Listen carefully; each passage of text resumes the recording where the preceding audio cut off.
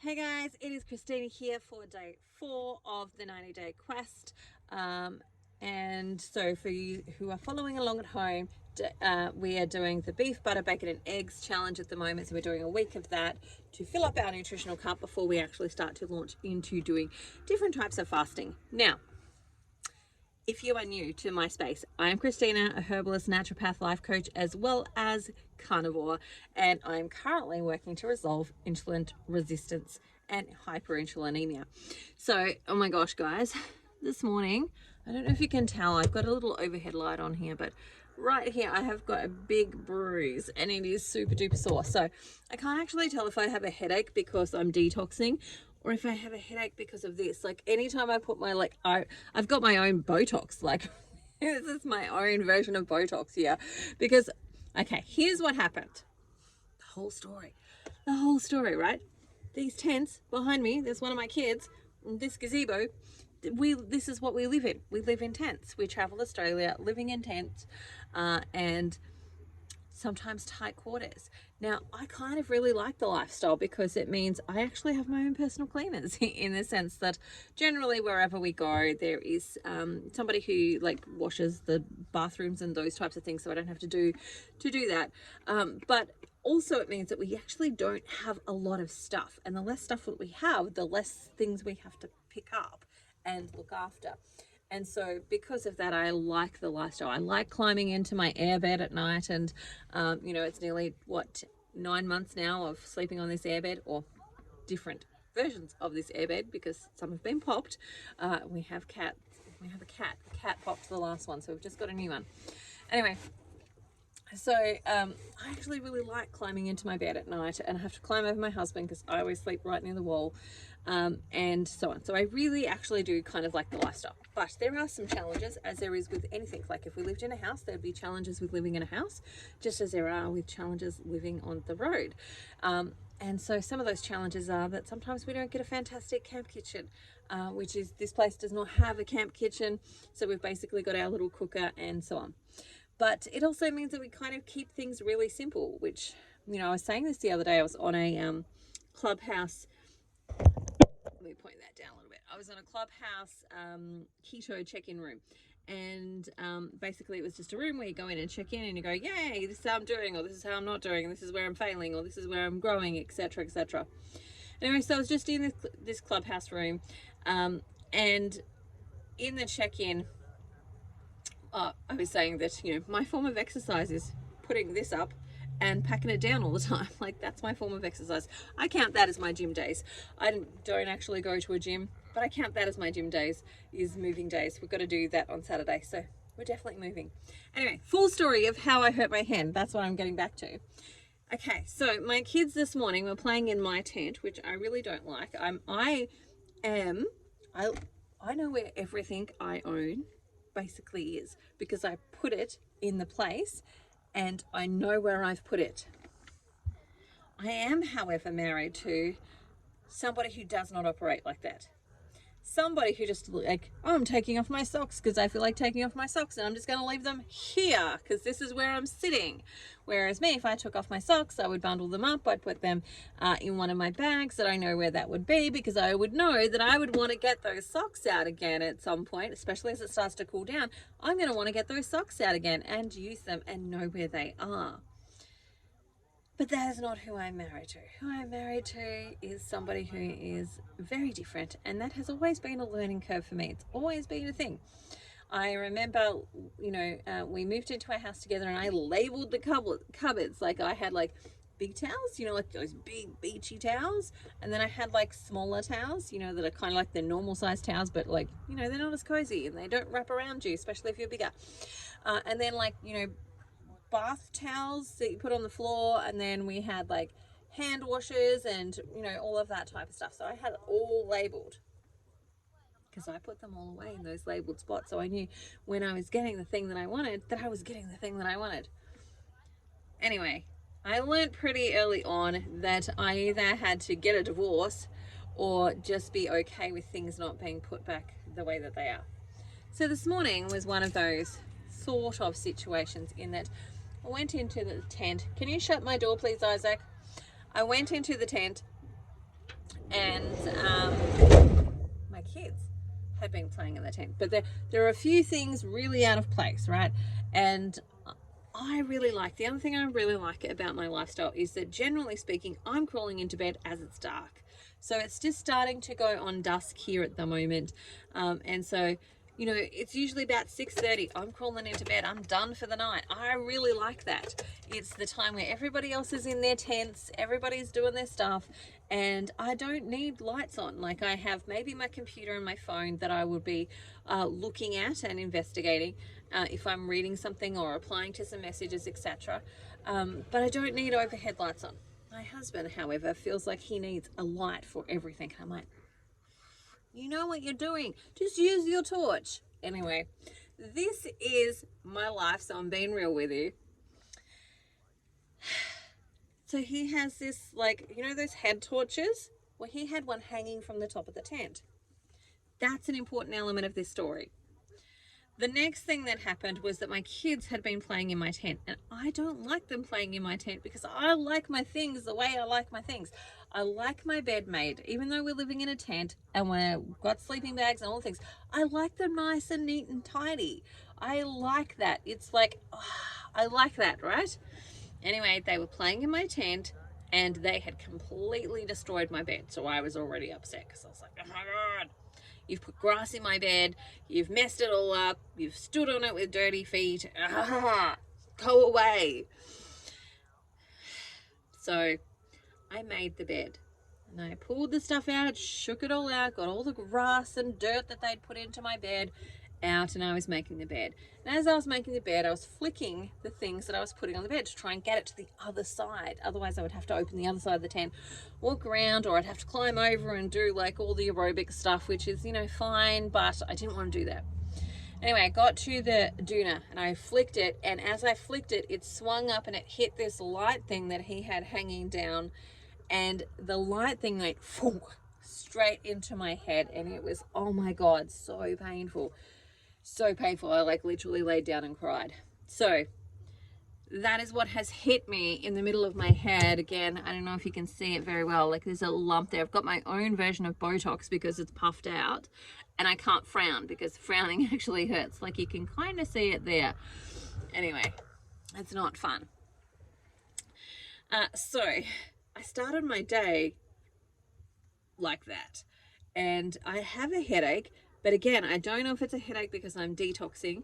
I didn't quite have enough electrolytes yesterday, and I meant to. This is the other thing, is that the reason I went into my tent was because I was going in there to get my electrolytes and actually fill up my water bottle with electrolytes because, again, because we live in a tent, I don't like to go to the toilet at nighttime because I am on the other side. So in order to get out, I have to climb over a band.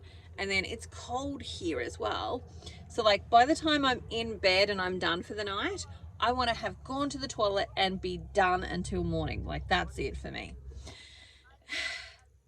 So I don't like having to get up and go to the toilet in the night because I've drunk a lot late in the evening.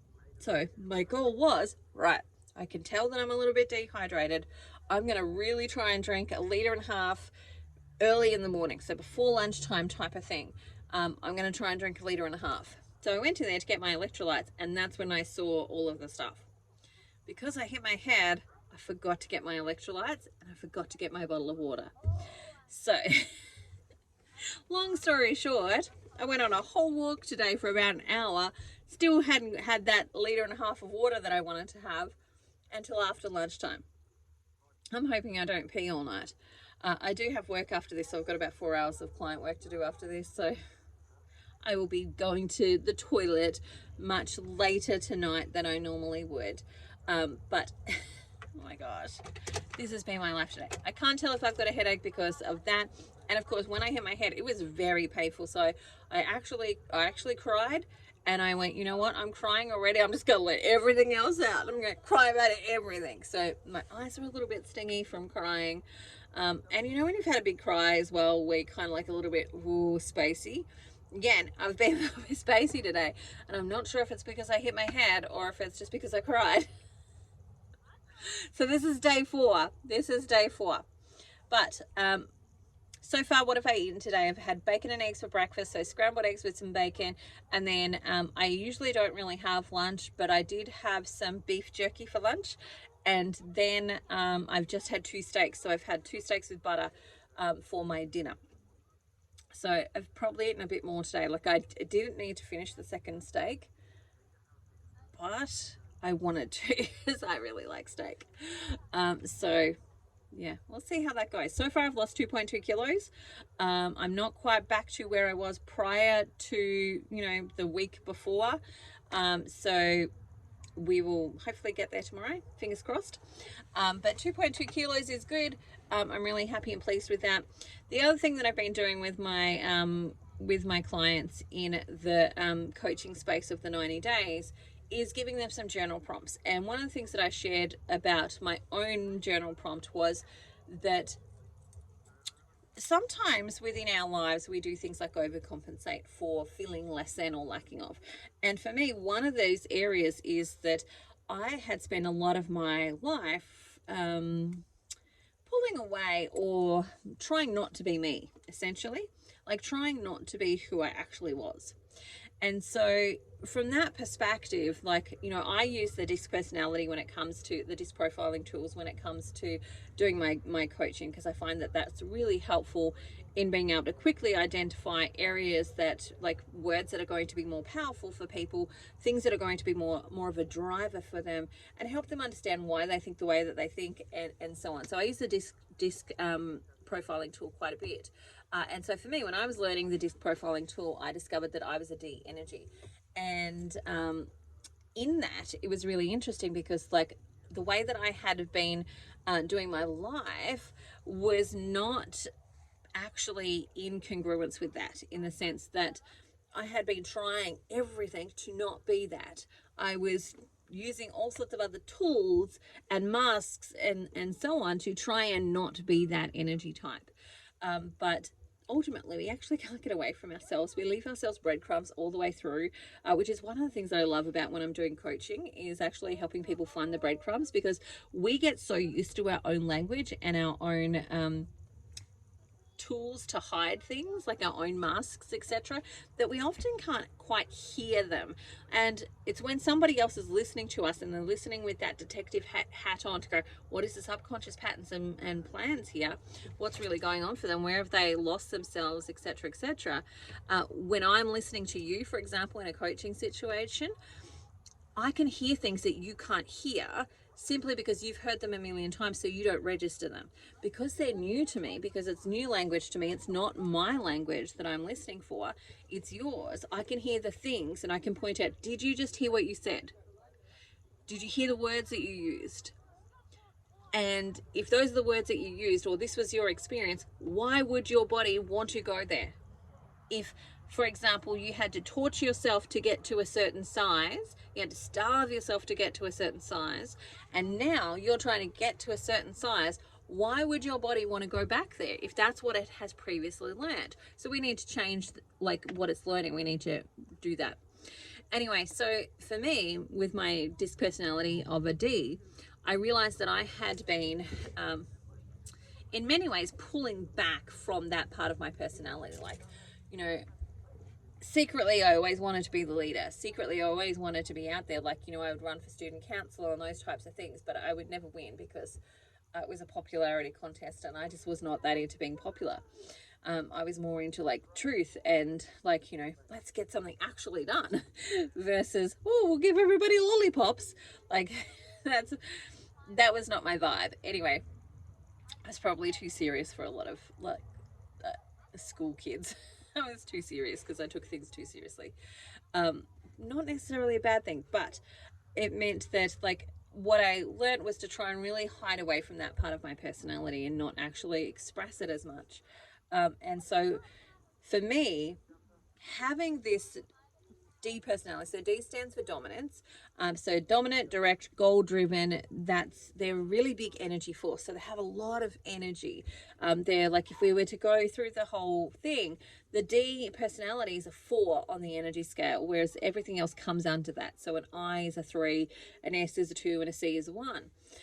So you know, having this big energy and wanting to be seen and so on, because I was pulling away from that instead of embracing that and learning how to do it functionally, what I did do was overcompensate for that.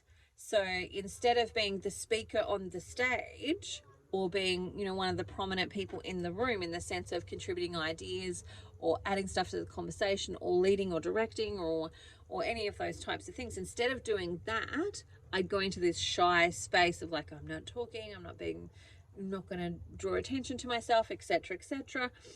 And instead, part of it, and this is not the whole thing, it's just remembering that this is parts of it, part of what I did as a subconscious pattern was to make myself bigger, was to actually make myself important and significant in the room, not because of my contribution, but because of the size that I was.